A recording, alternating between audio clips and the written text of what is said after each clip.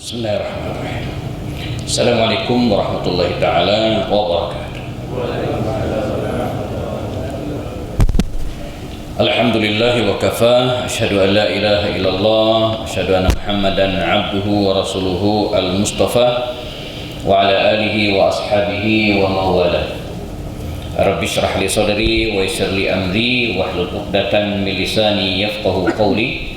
Amsayna ala fitratil Islam wa kalimatil ikhlas wa ala dini nabiyina Muhammadin sallallahu alaihi wasallam wa ala millati abina Ibrahim hanifa wa ma kana minal musyrikin. Hadirin dan hadirat para jamaah salat maghrib jelang isya Masjid Al-Hidayah Bukit Cimanggu City dan sekitarnya, serta siapapun yang bisa menikmati kajian kita pada sore hari atau malam hari ini. Kita bersyukur ya kepada Allah Subhanahu wa taala kembali dipertemukan oleh Allah setelah sebulan yang lalu kita bersua dalam keadaan sehat ya. Diberikan berbagai nikmat oleh Allah Subhanahu wa taala, nikmat sehat, waktu luang, nikmat iman. Dan kalau kita lihat kalender hari ini kita sudah masuk bulan Sya'ban ya.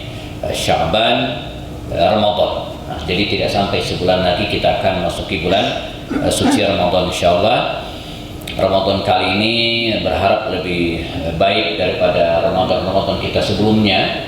Ya, pandemi insyaallah ya, semakin lama semakin menurun dan seperti menjadi sudah hal yang biasa ya, insyaallah kita sudah diberikan kekuatan imunitas oleh Allah Subhanahu wa taala, sehingga di bulan Ramadan nanti kita bisa memaksimalkan ibadah kita, memakmurkan masjid kita dengan salat tarawih, dengan tadarusan, dengan berbagai program yang lainnya insyaallah ya. Jamaah rahimakumullah, malam hari ini adalah seri yang ke-30 ya. Nah, ini kalau catatan saya dengan Pak Imam benar ya. Jadi pada bulan lalu adalah seri yang ke-29. Ini adalah seri yang ke-30 dari serial kajian Sirat Nabawiyah yang sudah kita laksanakan sejak hampir ya, 2,5 tahun yang lalu ya. Jadi jamaah yang ikuti kajian ini, kita sudah melangkah cukup jauh dari pembahasan sejarah hidup Rasul SAW. 30 episode ya. Sebulan sekali, 30 bulan ya, 2 tahun setengah ya. 2 tahun setengah. Karena 2 tahun kan 24 tambah 6, nah, jadi sekitar 2 tahun setengah. Luar biasa ya, alhamdulillah. Dan sempat terpotong oleh wabah pandemi, di mana kita beberapa pertemuan tidak bisa dilaksanakan ya. Jadi kita sudah melangkah cukup jauh jemaah. Kita sudah bahas era Makkiyah sekitar 14 atau 15 kali pertemuan ya.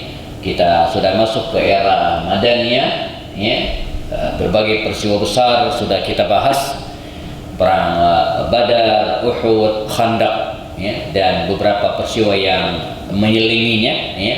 Ada perjanjian Hudaybiyah kita juga sudah tuntaskan. Bulan lalu kita sudah bahas perang Khaybar ya. Perang terakhir antara kaum muslimin dan orang-orang Yahudi di masa Rasul sallallahu alaihi wasallam.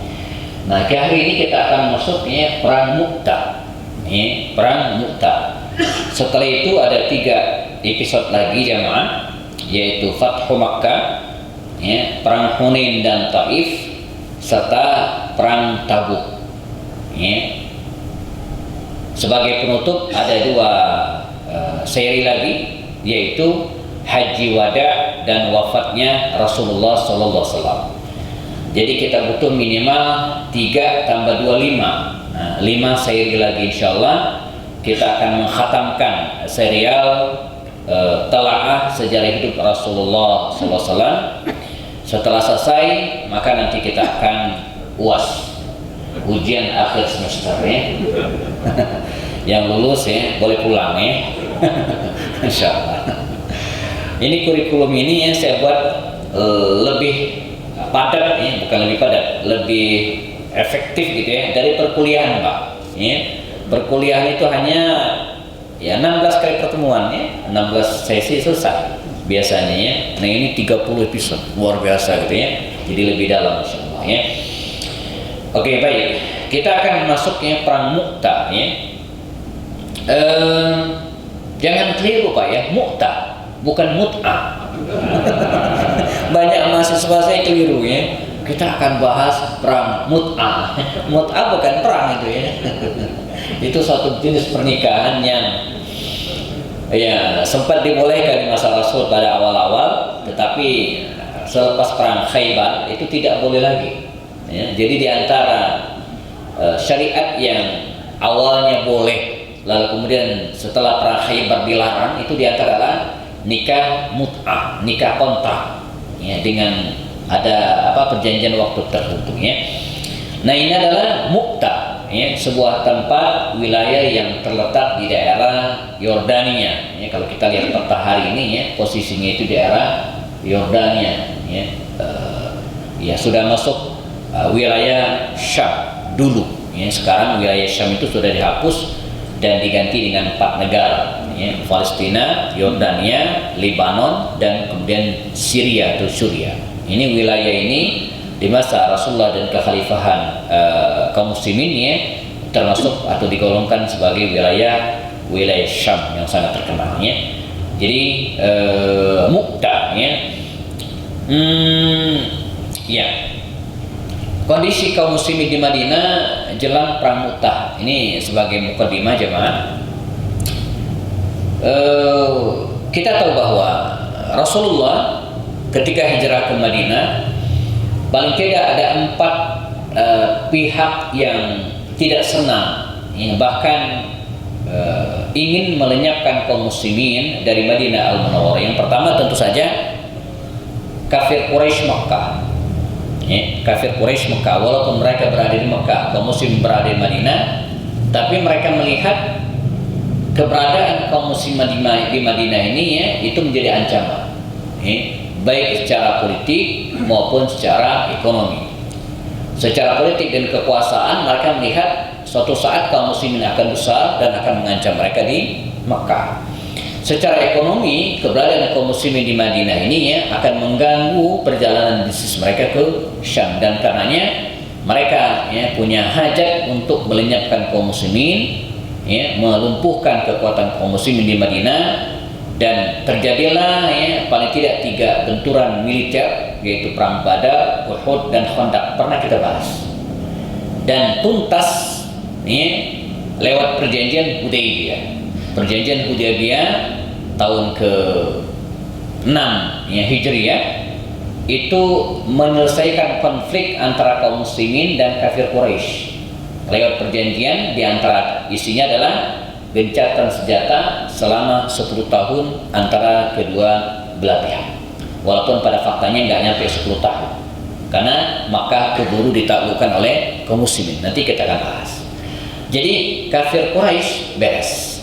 Ya, yang kedua ya, pihak yang sangat memusuhi Rasulullah ketika mereka berada di Madinah adalah orang-orang Yahudi jemaah. Ada 3 kabilah Yahudi, pernah kita bahas.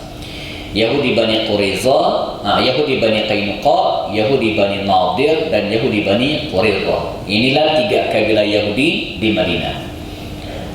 Diikat oleh Rasul ya, ketika beliau datang ke Madinah lewat Mitsaqul Madinah, piagam Madinah, sehingga mereka tidak bisa berkutik secara politik. Namun dendam kesumat dalam hatinya tetap membara. Maka watak Yahudi asli mereka keluar. Satu persatu kabilah ini berkhianat, dan ini menjadi alasan Rasulullah mengusir mereka dari Madinah. Nah, jadi terusirnya orang-orang Yahudi dari Madinah itu bukan lantaran mereka beda agama dengan kaum muslimin, ya, bukan lantaran mereka berbeda keyakinan. Nabi membolehkan mereka tetap di Madinah dengan agama dan keyakinan mereka masing-masing, tapi mereka terusir karena mengkhianati perjanjian dengan Rasulullah SAW. Ya. Selepas perang Badar, berkhianat Bani Qainuqa, dibereskan oleh Rasul. Setelah perang Uhud, berkhianat Yahudi Bani Nadir, pernah kita bahas. Diusir, mereka melarikan diri ke Khaybar, dituntaskan lewat perang Khaybar, pernah kita bahas. Ketika terjadi perang Khandaq, berkhianat Bani Quraiza, dieksekusi, dibereskan. Yahudi beres, kafir Quraisy takluk, Yahudi selesai. Pihak yang ketiga jamaah orang-orang munafik. Ya. Belum tuntas sepenuhnya memang, tapi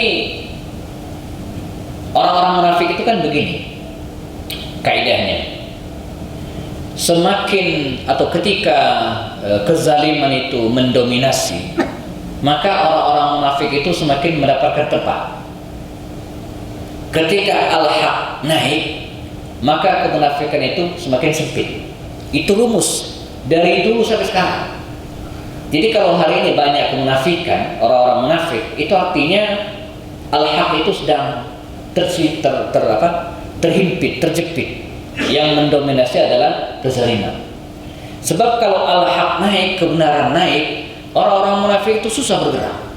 Ya, susah bergerak.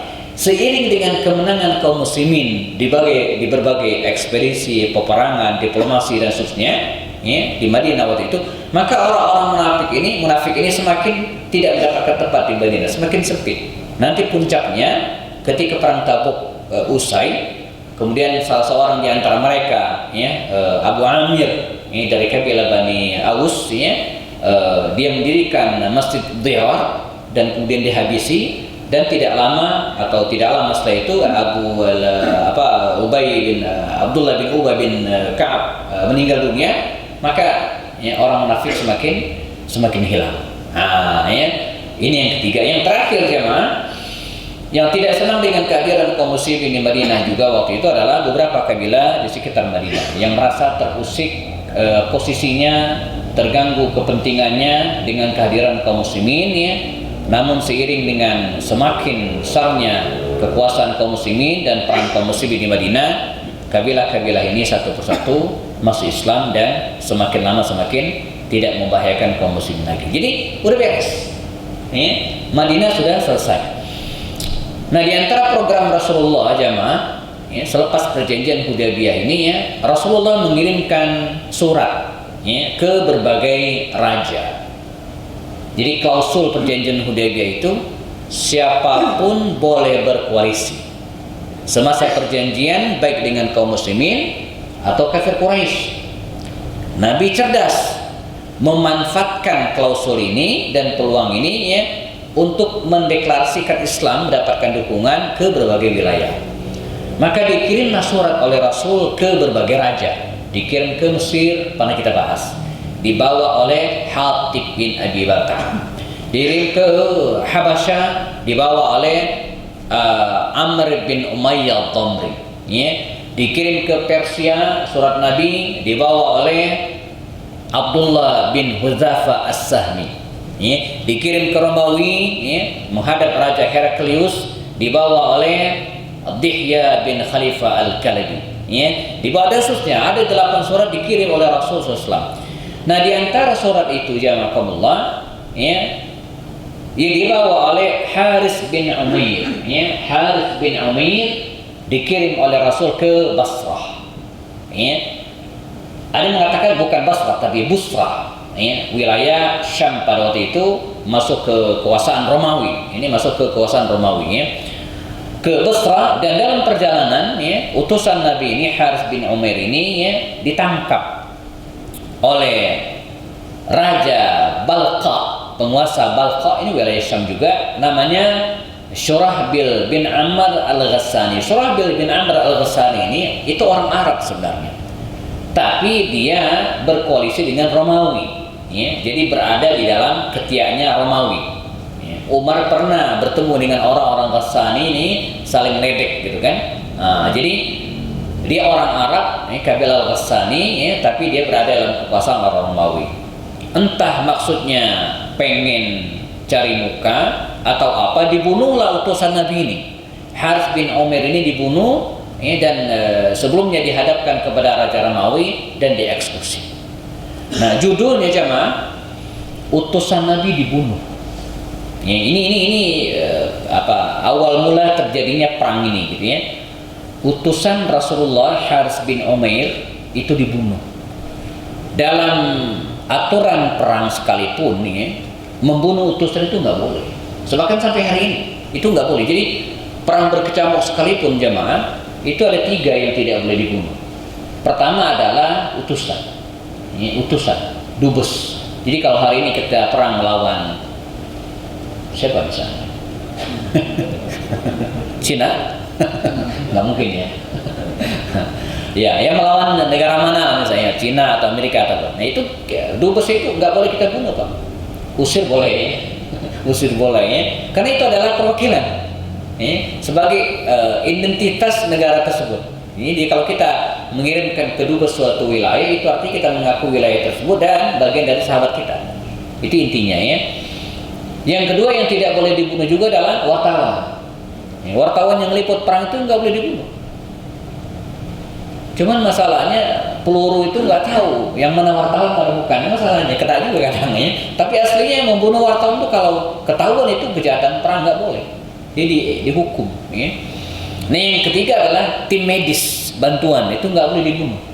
Maka ketika tim medis dan misi sosial kemanusiaan dulu berangkat dari mana itu yang menuju ke Gaza ya, lewat Marmara ya. Nah ditembak oleh Israel, wah itu kejahatan perang, itu nggak boleh ya, sampai salah seorang wartawan kita ya, wartawan majalah Hidayatullah itu sampai peluru Israel itu dibawa ke Jakarta, Pak.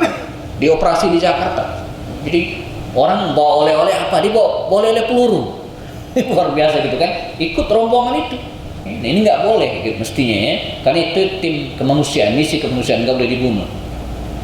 Nah termasuk utusan itu nggak boleh dibunuh. Di masa Umar bin Khattab setiap kali ada utusan, entah dari Persia, entah dari Romawi atau dari manapun datang menghadap Umar, ya, setelah urusan diskusi selesai, apa kata Umar?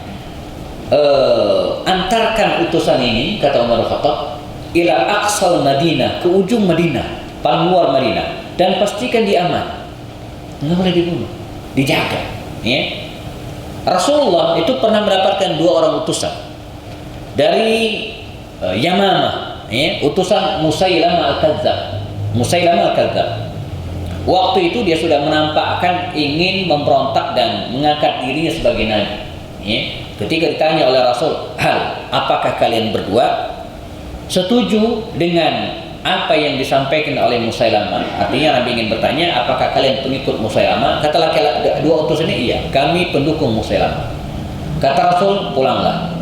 Wallahi demi Allah, ya, kalau kami tidak dilarang membunuh utusan, sungguh kalian berdua akan kami bunuh, kata Rasul. Tapi nggak boleh. Nah, jadi bunuh utusan itu terlarang. Ini sama dengan misalnya siapa misalnya ngirim utusan bukan utusan misalnya orang saya kurir gitu kan ke saya ngantarin apa atau mungkin lagi hutang gitu ya, atau datang ke saya, itu saya tampar, saya pukul, saya tonjok gitu kan, itu sama dengan nonjok yang mutusan, nonjok yang mutus, itu nggak boleh. Jadi mempermalukan yang mutus gitu ya. Saya jadi ingat tragedi di Indonesia, kalau kita ingat sejarah Indonesia ya, ketika Kubilai Khan Mongol mengirimkan utusan ke Nusantara bertemu dengan raja terakhir Singosari, Raja Kartanegara. Mana guru sejarah di sini? Mohon diluruskan kalau keliru ya. Jadi Raja Kubilai Khan ini ya ngirim utusan, namanya Mingci. Demikian versi tutur tinular. Ada yang seusia saya, tutur tinular, ya, Arya Kamandanu ya. Itu Mingci namanya, Pak.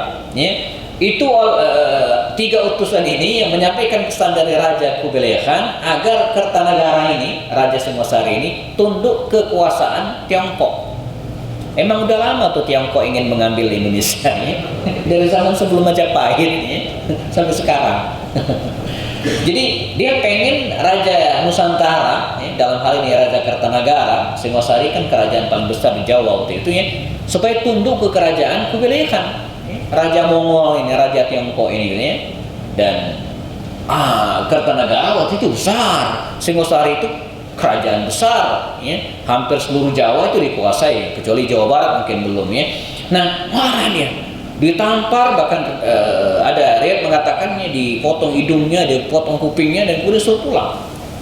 Jadi utusan Raja Kubilai Khan dipermalukan oleh Raja Kertanegara ya.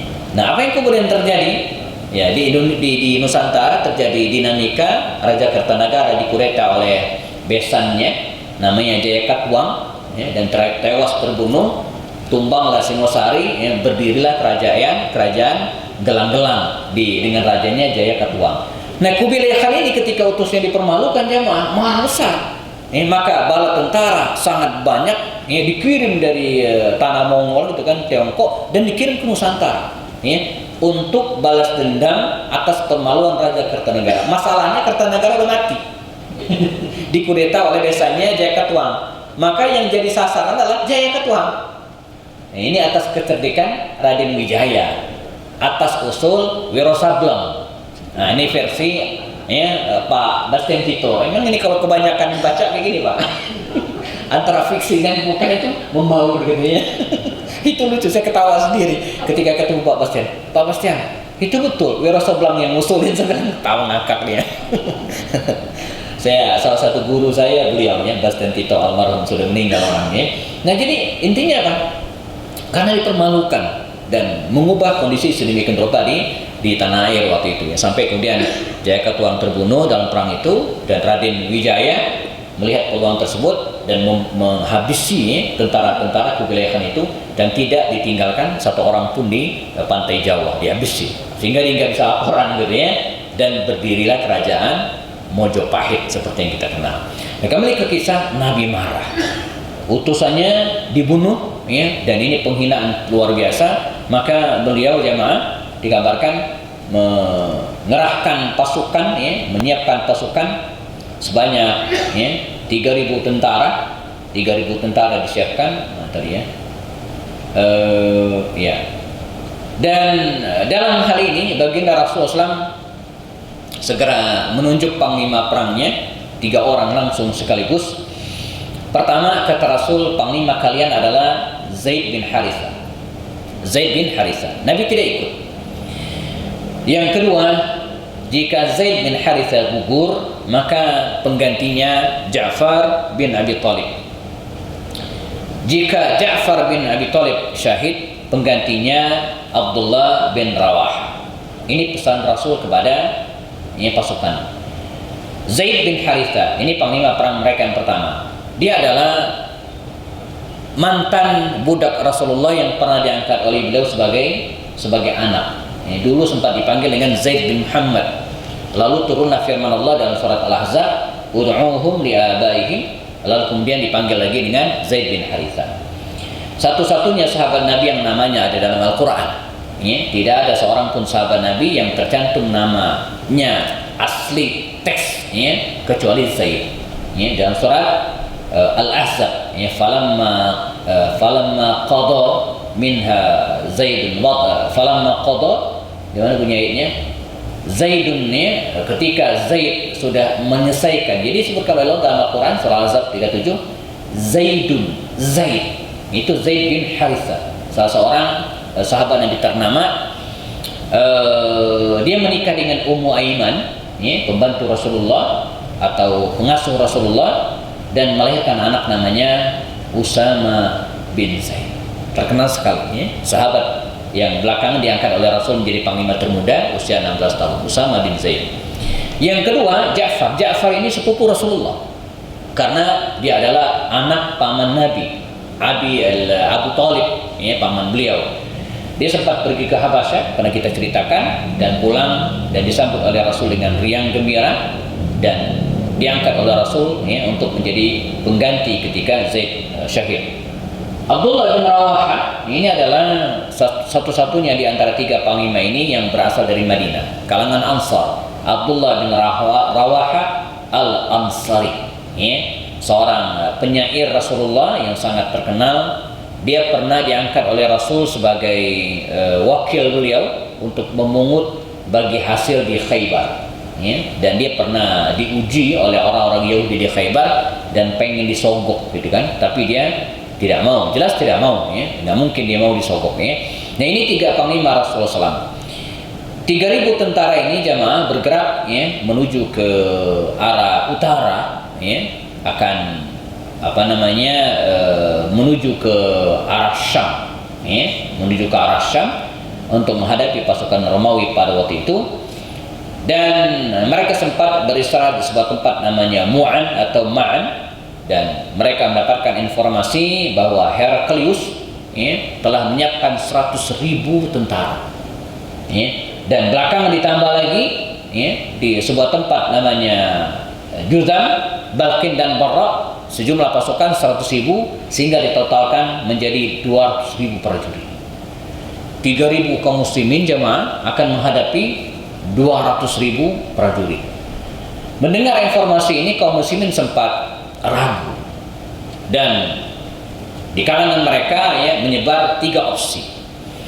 Opsi pertama, pulang. Ada yang usul begitu, ya, pulang kita. Ada, ya. Yang kedua, agak moderat dan logis, ya, berpikir realistis. Kita nggak usah pulang, tapi kirim utusan ke Madinah, minta bantuan. Yang ketiga, nggak usah, jangan aja gitu kan. Nah, ini tiga opsi ini menyebar di antara para sahabat pada waktu itu, dan adalah Abdullah bin Rawaha, seorang motivator, ahli dalam merangkai kata, membuat syair-syair yang menggugah, gitu ya. Ketika kaum muslimin menggali parit dalam perang Khandaq, dia melantunkan syair-syair penyemangat. Ketika kaum muslimin, ya, masuk ke kota Mekah dalam peristiwa Umratul Qadha, dia melantunkan syair-syair yang luar biasa, gitu kan. Dia berdiri di atas sebuah batu besar, ya, di hadapan 3.000 prajurit kaum muslimin, dia memberikan orasi. Inti dari orasi itu apa jamaah? Dia mengatakan bahwa untuk apa kita datang? Luruskan niat terus, dan puncaknya jamaah dia mengatakan tidak ada kata mundur. Sekali melangkah tidak ada kata mundur, kita maju. Dan ini menggemuruh, memberikan semangat kepada kaum muslimin, dan mereka memutuskan pilihan ini, maju terus, pantang mundur, ya. Maka mereka bergerak, ya, dan tibalah di sebuah wilayah yang kemudian hari ini kita kenal dengan Mu'tah. Dan seperti yang mereka dengar, di hadapan mereka sudah ada 200.000 prajurit Romawi, sementara mereka cuma ada 3.000 orang. Pertempuran berlangsung sebagaimana prediksi Rasulullah. Zaid bin Haritha gugur, syahid. Maka majulah Ja'far bin Abi Thalib radhiyallahu anhu menggantikan, ya, kepanglimaan Zaid bin Haritha, dan dengan sepenuh keberanian, ya, membawa bendera perang waktu itu. Dikisahkan bagaimana bendera perang yang berada di tangannya ini, ya, berhasil dipangkas oleh salah satu prajurit Romawi, jatuh. Diambil lagi dengan tangan kirinya, dia terus, ya, maju ke medan perang, dan salah satu prajurit Romawi memangkas tangannya, buntung, jatuh, dikepit itu kan bendera ini, dan kemudian prajurit Romawi membelah tubuhnya, dan dia pun syahid. Sesuai pesan Rasulullah, panglima kaum muslimin dikendalikan oleh Abdullah bin Rawaha, ya, seorang penyair, dan seperti 2 sahabat yang lainnya, dia pun akhirnya terbunuh di medan perang tersebut. Hari sudah sore, bendera perang sempat dipungut oleh Thabit bin Arqam, anak muda, ya. Kata dia, ayo, siapa panglima kita? 3 panglima Rasulullah yang ditunjuk sudah wafat, syahid semua. Siapa panglima Rasulullah? Kata mereka, Anda saja Thabit. Enggak, jangan saya, yang lain saya. Dan mata mereka membentur seorang sahabat mulia, baru masuk Islam 2,5 bulan, belum 3 bulan keislamannya, ya. Dia masuk Islam di bulan Safar. Perang ini terjadi di bulan Jumadil Awal. Safar, Rabiul Awal, Rabiul Akhir, Jumadil Awal. Baru 3 bulan Pak masuk Islam, ya. Dia masuk Islam di bulan Safar, dan perang ini terjadi di bulan Jumadil Awal. Berarti Safar, Rabiul Awal, Rabiul Akhir, Jumadil Awal, 3 bulan masuk Islam. Khalid bin Walid. Ya, Khalid bin Walid yang baru 3 bulan masuk Islam ini dilirik oleh para sahabat, dan mereka melihat inilah sosok yang pas untuk memimpin pasukan tersebut, dan mereka sepakat menyerahkan bendera perang kepada sosok Khalid bin Walid radhiyallahu anhu. Walaupun pada awalnya dia menolak, jangan saya, tapi tidak, mereka sepakat akhirnya. Dan malam harinya ketika mereka istirahat, dia melakukan koordinasi, ya, Khalid ini dengan kemampuan dan kejeniusan yang luar biasa, seorang Khalid bin Walid. Dia dikisahkan membagi pasukannya menjadi 4, ya. Dalam rumus peperangan itu, kalau jumlah pasukan kita lebih sedikit daripada musuh, maka pasukan harus dipecah. Itu rumusnya. Ya. Nanti strategi ini kita temukan lagi dalam perang Qadisiyah. Nanti kita ceritakan dalam perang Qadisiyah di masa pemerintahan Umar bin Khattab, insyaallah ya, juga sama dipecah. Ya. Kata Khalid bin Walid, kita pecah pasukan ini menjadi 4. Menjadi 4. Ya, sebut saja ya. A, B, C, D. Strateginya begini. Yang berperang 2 pasukan saja di depan, A dan B. C dan D di belakang stay. Nunggu. Dalam satu komando, ketika melihat kondisi sudah tidak memungkinkan, maka Khalid akan memberikan komando, maka A ini mundur ke kiri, mundur ke belakang, B ke kiri, D masuk. Begitu kira-kira ya. Jadi apa yang kemudian terjadi dengan strategi ini jemaah? Bagi kaum muslimin ini sangat menguntungkan. Karena dengan demikian berarti mereka punya peluang untuk istirahat di belakang, untuk menyiapkan senjata jika terlepas ataupun hilang. Ini bagi kaum muslimin ya. Jadi mereka fresh terus. Nah, bagi musuh ini beban mental tersendiri, karena mereka melihat seolah-olah kaum muslimin itu ya mendapat bantuan terus-menerus dari belakang, padahal orang-orangnya itu juga. Ini strategi yang dahsyat dan luar biasa ya. Nah, ini kita temukan lagi dalam perang Qadisiyah. Dalam perang Qadisiyah jumlah kaum muslimin 41.000 orang. Jadi mainnya agak lincah. Kalau ini kan cuma 3.000 orang, agak susah mainnya. Itu juga gitu kan, cuma 3.000 orang. Tapi dalam perang Qadisiyah itu agak lincah. Ya, panglimanya Sa'ad bin Abi Waqqas itu dengan sangat gemilang gitu kan, mengatur strategi. Kata Sa'ad bin Abi Waqqas dalam perang Qadisiyah, kalian ya pergi dari medan peperangan ini, menjauh. Nanti pagi hari setiap 100 orang datang, teriak takbir sekencang mungkin, datang menggemuruh. Itu musuh melihat dari jauh seolah-olah ini adalah bala bantuan, padahal yang tadi malam pergi suruh datang pagi hari. Ini dahsyat luar biasa ya. Jadi malam hari suruh pergi, pada subuh hari ketika matahari terbit mereka datang seolah-olah bala bantuan, padahal bukan yang tadi malam itu. Jadi musuh di seberang sana ditanamkan ke dalam diri mereka ar-ra'ab, rasa takut. Dan ini keistimewaan umat Rasulullah. Nusirtu bir-rabb, kata Rasulnya, aku ditolong oleh Allah dengan menanamkan rasa ar-ra'ab, rasa takut dalam diri mereka. Sa'ulqi fi qulubil ladzina kafaru ar-ra'b fadribu fawqal a'naq wadribu minhum kull banan, dalam surah Al-Anfal. Jadi ini yang tumbuh dalam diri kafir Quraisy, dan begitulah kalau keimanan sudah tinggi jemaah. Kalau keimanan sudah tinggi, ketika musuh melihat kita itu udah takut duluan. Tapi sebaliknya, kalau keimanan kita rendah, ya, melihat kita musuh tidak takut. Nah, apa yang kemudian terjadi? Yang kedua, walaupun Khalid bin Walid tidak bisa memusnahkan pasukan musuh, tapi paling tidak dia bisa menyelamatkan 3.000 tentara kaum muslimin dari pembantaian 200.000 pasukan Romawi pada waktu itu. Sehingga pelan tapi pasti Khalid bin Walid bisa mengatur ulang pasukannya, pelan-pelan mundur, musuh juga mundur, dan pada akhir peperangan mereka sama-sama untuk memutuskan untuk meninggalkan medan peperangan. Khalid bin Walid akhirnya kembali ke Madinah Al-Munawwarah, walaupun pada awalnya dia sempat dicap melarikan diri gitu kan, tapi diklarifikasi oleh baginda Rasul bahwa ini bukanlah sebuah tindakan melarikan diri. Kaum muslimin yang syahid dalam peperangan ini sekitar 12 orang, sedangkan dari pihak Romawi tidak diketahui saking banyak, yang pasti lebih banyak jumlah mereka Dan peperangan Mu'tah ini jamaah telah mengguncang sentro dunia pada waktu itu. Sebab bagaimana mungkin Romawi, kerajaan adidaya besar yang menguasai dunia pada waktu itu, sampai-sampai Napoleon Bonaparte itu memberikan komentar belakangan, andai dunia ini adalah satu negara, maka ibu kotanya adalah Konstantinopel, ibu kota Romawi. Begitu besarnya, tapi kaum muslimin berhasil mengguncang kekuatan tersebut. Nanti ada lanjutannya perang Tabuk. Nanti di masa Abu Bakar lanjutannya ada perang namanya perang Yarmuk antara kaum muslimin dan pasukan Romawi. Dan pelan tapi pasti terus kekuatan mereka semakin lemah, dan nanti pada puncaknya di era Sultan Muhammad Al-Fatih mereka ditumbangkan lewat perang Konstantinopel 1453 dan kekuasaan Romawi pun ambruk. Tapi cikal bakal dan guncangan-guncangan itu mulai terasa dalam perang Mu'tah ini ya. Dan peperangan ini merupakan awal benturan berdarah dengan Romawi, dan sebagai pembuka jalan bagi kaum muslimin untuk menaklukkan wilayah-wilayah berikutnya. Maka nanti dalam perang Tabuk ya, kaum muslimin lebih kuat lagi, ada 30.000 pasukan kaum muslimin dipimpin langsung oleh baginda Rasul sallallahu alaihi wasallam selama 50 hari ya, mereka menempuh perjalanan dan peperangan ya.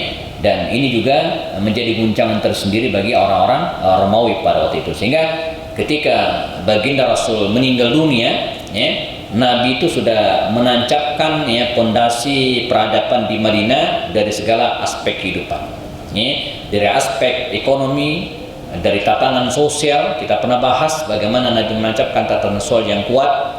Dari aspek syariah sudah dituntaskan semua, dan tak terkecuali juga dari aspek militer ya, Nabi sudah membentuk kekuatan militer yang sangat dahsyat, sehingga ketika Nabi meninggal dunia dan Abu Bakar menjadi khalifah ya, beliau tetap bisa mempertahankan kekuatan kaum muslimin, dan ini terus berkembang ya. Karenanya saya pernah menyampaikan bahwa diakui atau tidak bahwa kekuatan militer dalam sebuah negara itu harus ya, mau tidak mau. Sebuah negara disebut adidaya manakala dia memiliki kekuatan militer yang bagus. Bukan orang yang kaya. Mengapa dunia hari ini takut dengan Amerika? Karena mau tidak mau Amerika itu dianggap sebagai negara yang memiliki kekuatan yang dahsyat gitu ya. Nah, Nabi tahu persis itu. Maka dari awal ya, tonggak peradaban yang ditancapkan Rasul di antara adalah kekuatan militer. Betul-betul ya, kokoh ya. Sudah waktu Isya ya. Nah, ini sekilas tentang perang Mu'tah jamarakumullah. Nanti setelah ini kita akan masuk pembahasan Fathu Makkah ya. Saya nggak tahu Ramadan sudah masuk Ramadan belum pada pertemuan depan ya. Sudah ya. Nah, jadi Fathu Makkah persis di bulan Ramadan tahun ke-8 Hijriah. Kita bahas pertemuan berikutnya insyaallah. Baik, jazakumullah khairan. Kita siap-siap melaksanakan sholat Isya berjamaah. Waktu sudah masuk. Bagi yang sudah batal wudhunya silakan berwudhu lagi. Biar berkah, kita cukupkan dengan kafarat majlis. Subhanakallahumma wa bihamdika asyhadu an la ilaha illa anta astaghfiruka wa atubu ilaik. Assalamualaikum warahmatullahi taala wabarakatuh.